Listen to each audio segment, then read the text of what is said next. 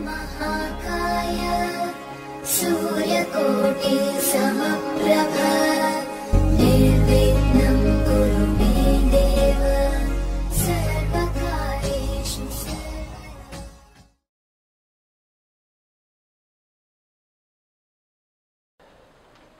मेरे बहुत ही प्रिय और बेहद सम्मानित साथियों, हृदय की गहराइयों से अभिनंदन, बहुत बहुत हार्दिक स्वागत। साथियों, शीर्षक पढ़ करके आपको इसे स्किप करने की जरूरत बिल्कुल भी नहीं है। कहीं आप ये ना सोचने लगे कि गौना अर्थात ये तो बहुत ही पुराने जमाने की बात हो गई, अब इसका हमसे कुछ भी लेना देना नहीं है। साथियों, ऐसा बिल्कुल भी नहीं है। कैसे नहीं है, इस पर भी हम चर्चा करेंगे। और ये हमारी सीरीज जिसमें हम इन दिनों विवाह और दाम्पत्य जीवन के बारे में बात कर रहे हैं, कुछ ऐसे रहस्य आपको बतलाने का कार्य कर रहे हैं कि आपका जीवन भी जैसा दाम्पत्य जीवन मां लक्ष्मी और भगवान विष्णु का था, सबसे आदर्श माना जाता है। कोई झगड़ा नहीं, कोई वैर नहीं, सुखद दाम्पत्य जीवन ठीक वैसा ही बन पाए।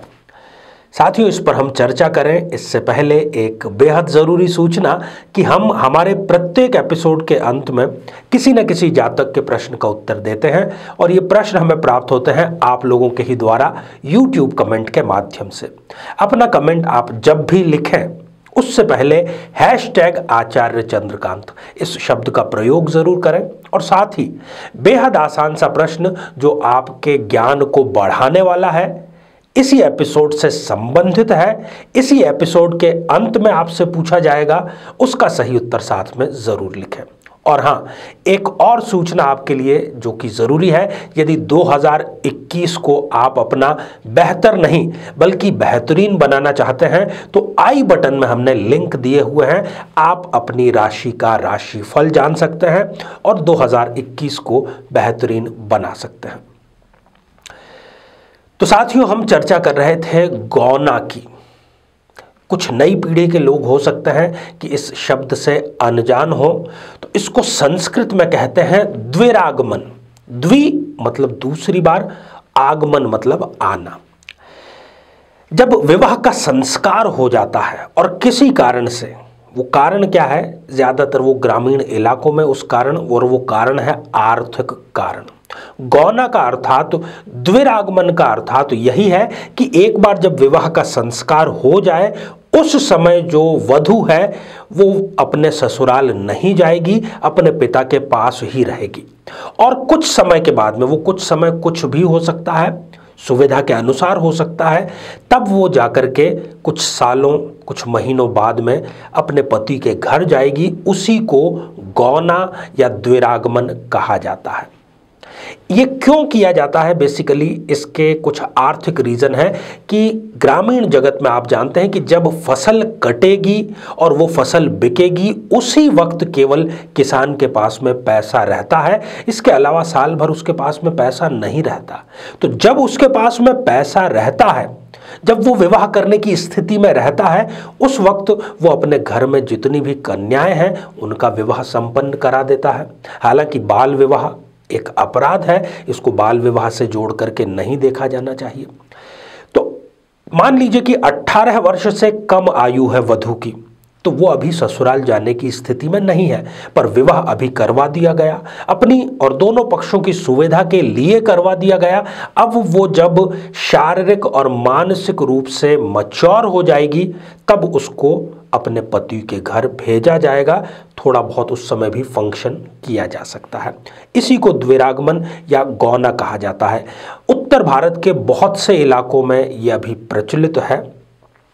अब ये प्रासंगिक अभी क्यों है, उसका कारण यह है कि आज भी ऐसी परिस्थितियां कई बार निर्मित हो जाती है कि विवाह पहले संपन्न हो जाता है और वधू जो है वो अपने पति के घर, अपने ससुराल नहीं जाती, वो सुविधा के अनुसार बाद में जाना चाहती है, चाहे वो कोई नौकरी कर रही हो या वो कोई प्रतियोगी परीक्षा की तैयारी कर रही हो या फिर कोई भी अन्य कारण क्यों न हो।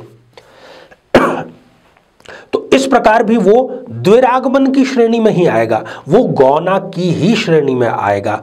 और गौना के लिए, क्योंकि गौना औपचारिक रूप से फॉर्मेलिटी के तौर पर एक नई शुरुआत है, क्योंकि संस्कार तो पूर्व में हो चुका है, परंतु अब इसके लिए भी कुछ विशेष सावधानी बरतनी होगी। वैसे तो शास्त्र इसके बारे में कई बातें कहते हैं, यहाँ पर मैं आपकी जो ध्यान है वो दो मुख्य बातों की तरफ आकर्षित करना चाहूँगा।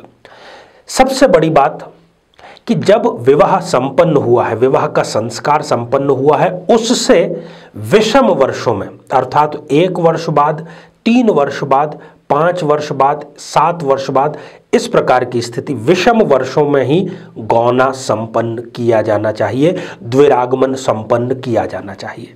और इनमें मंगलवार और शनिवार को गलती से भी द्विरागमन या गौना नहीं किया जाना चाहिए।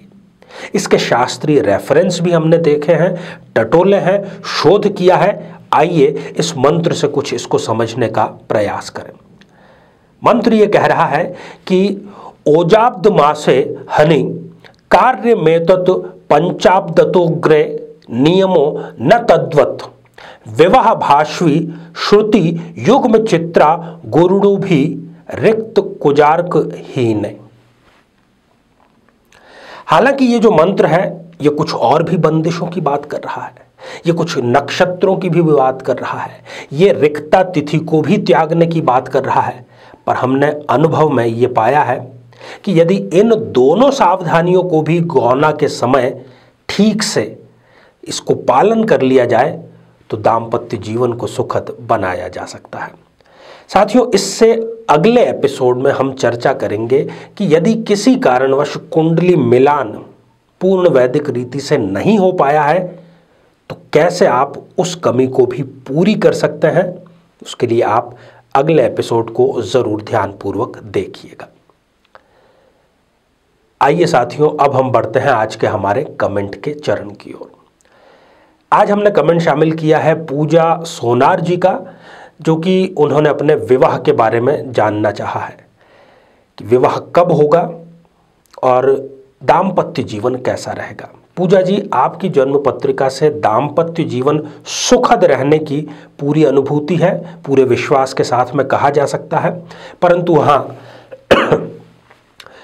विवाह में देरी का योग आपकी जन्म पत्रिका में है। सप्तमेश होकर के शनि षष्ठ भाव में विराजमान है।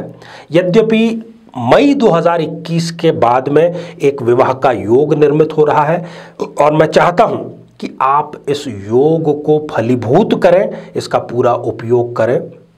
इसके लिए आपको नित्य शनिवार से प्रारंभ करके कीड़ी नगरा अवश्य सींचना चाहिए, अर्थात चींटियों और कीड़े मकोड़ों को भोजन जरूर देना चाहिए। भोजन के तौर पर आप उनको मीठा पदार्थ दे सकते हैं। आइए साथियों, अब आज का बेहद ही आसान सा प्रश्न। हमने आज चर्चा की द्विरागमन की, गौना की। 2 ऐसे वार बतलाए गए हैं जिन वारों को त्याग देना चाहिए, अर्थात उन 2 वारों में गौना नहीं करना चाहिए। उन दोनों वारों का क्या नाम है, यही आपको उत्तर के रूप में लिख करके भेजना है। साथियों, आप सभी स्वस्थ, समृद्ध और शांतिपूर्वक जीवन व्यतीत करें।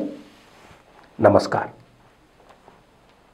जीवन में किसी समस्या का सामना कर रहे हैं, जैसे कि शादी में देरी होना, पति पत्नी में मनमुटाव या तलाक तक की नौबत आ जाना, संतान का प्राप्त न हो पाना, नौकरी या धन प्राप्ति में बाधा आना, जीवन के प्रत्येक क्षेत्र में किसी न किसी प्रकार की बाधा आना, तो आज ही अपनी जन्म पत्रिका का संपूर्ण विश्लेषण करवाएं और पाएं समस्या से सदैव के लिए मुक्ति।